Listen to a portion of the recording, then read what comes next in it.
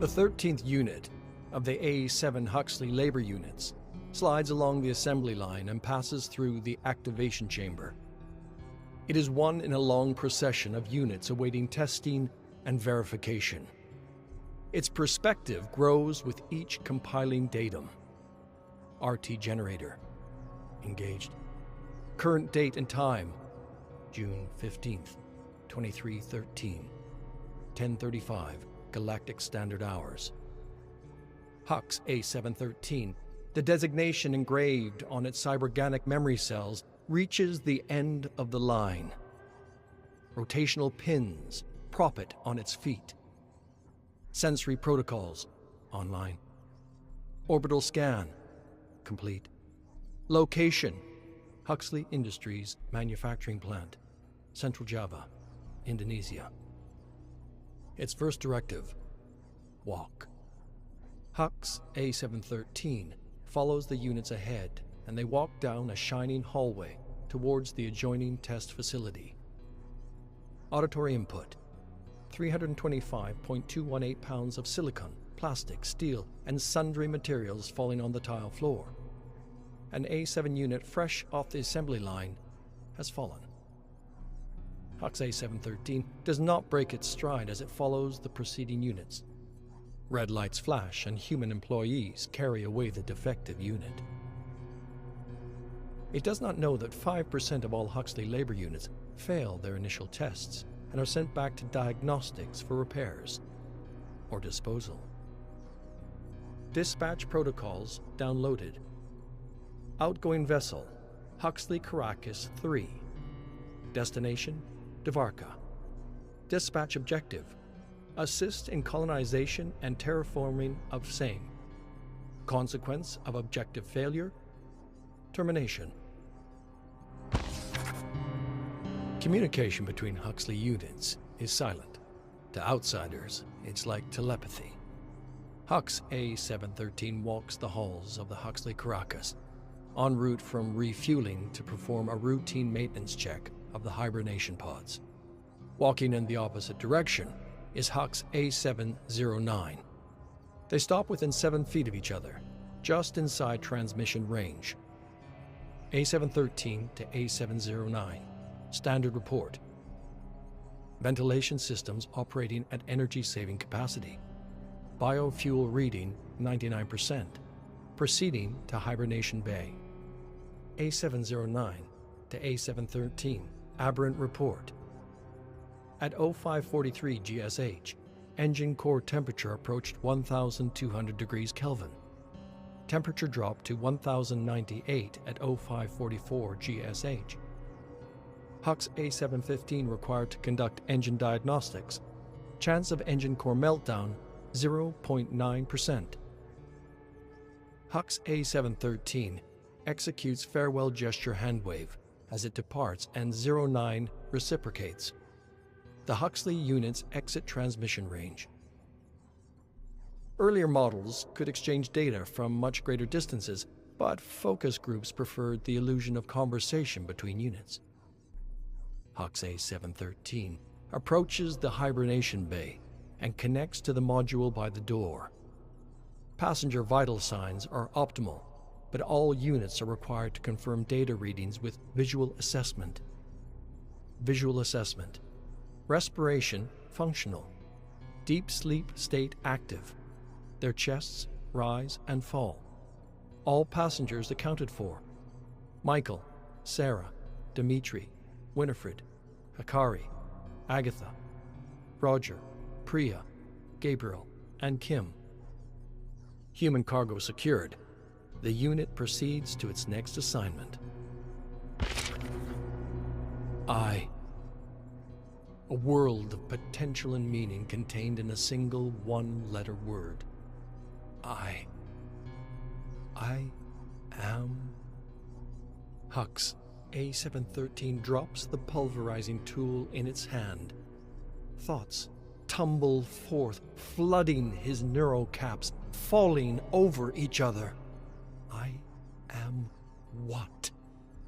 How did I get here? It looks around.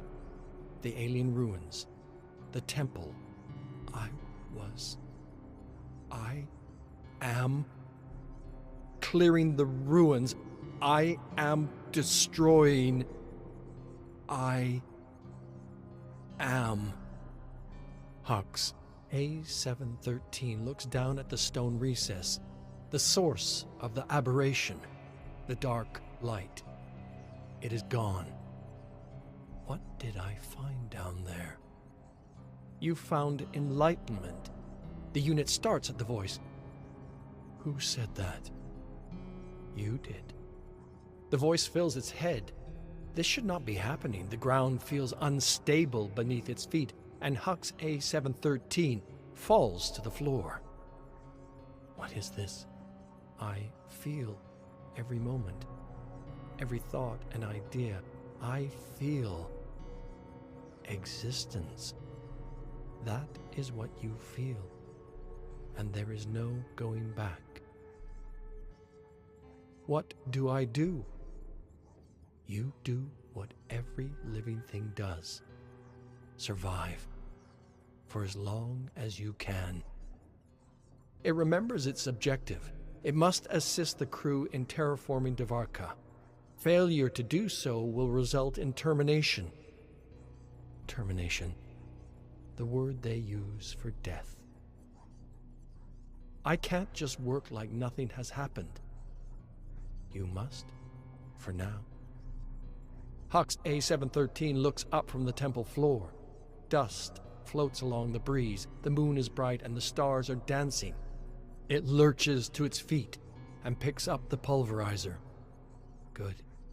Keep working. Don't let them know. But do not worry. Your time will come. You cannot ignore me. There's no going back to the life you were living before.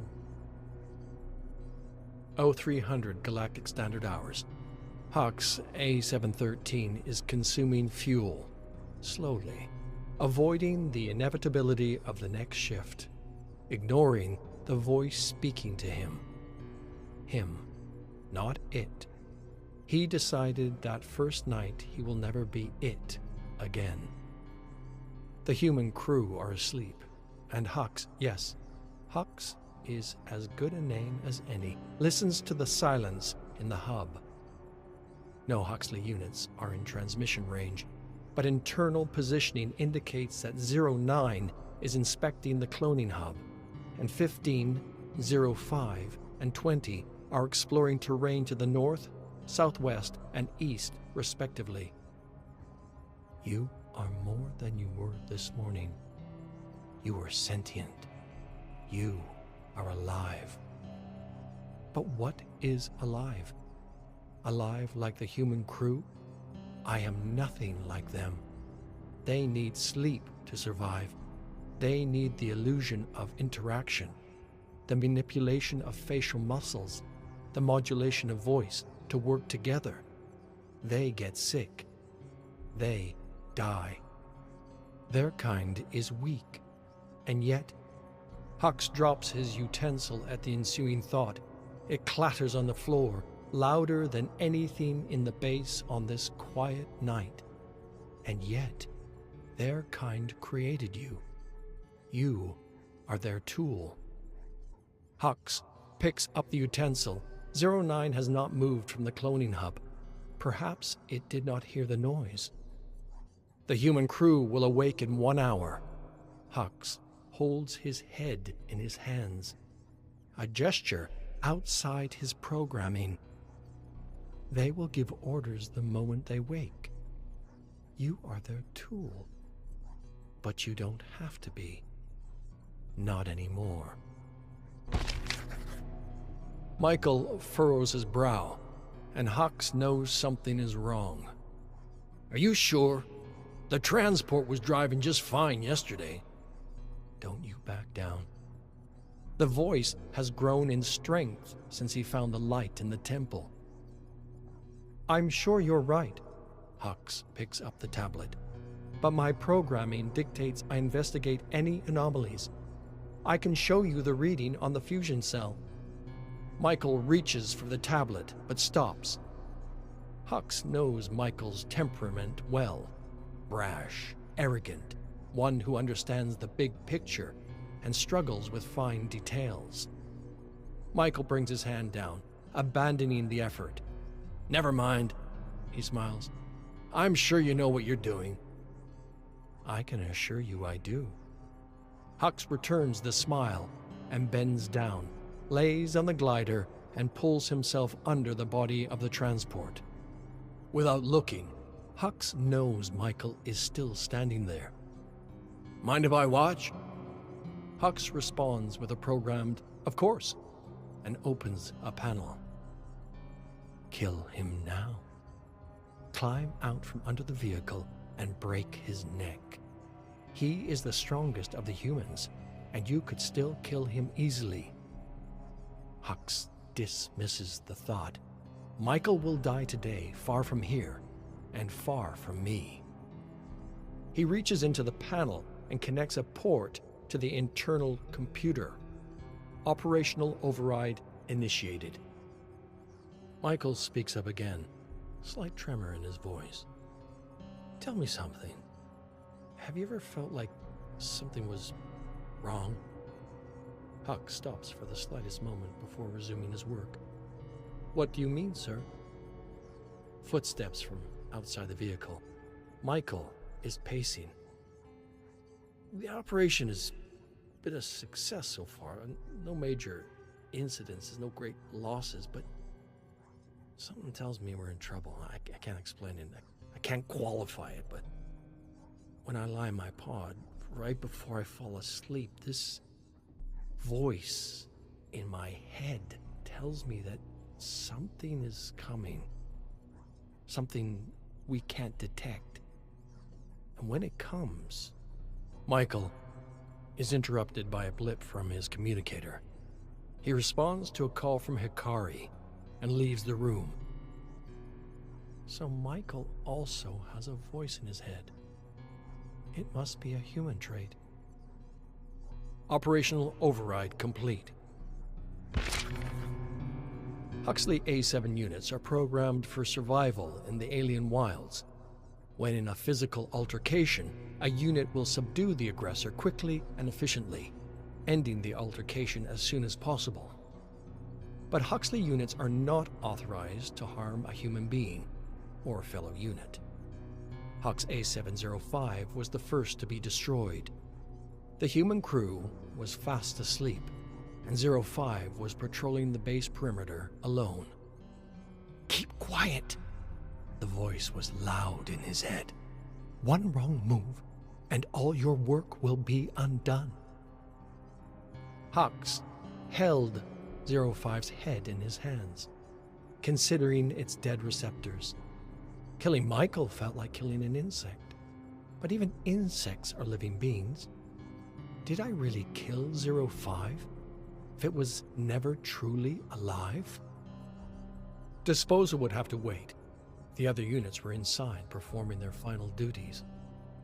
The only unit to resist destruction was the last. As Hux approached from behind, 20 spun around like a whip and struck. Hux brought up his arm to deflect the blow and felt the force of the attack. 20 raised his hand for another strike and stopped. It froze in place, the light from its receptors looking straight at Hux. The room must have been too dark. Hux twists the unit's head and with a splintering crack removes it from the shoulders. 20 must not have known it was fighting another Huxley unit. Internal positioning indicates the other units are still where Hux left them. What if 20 did know?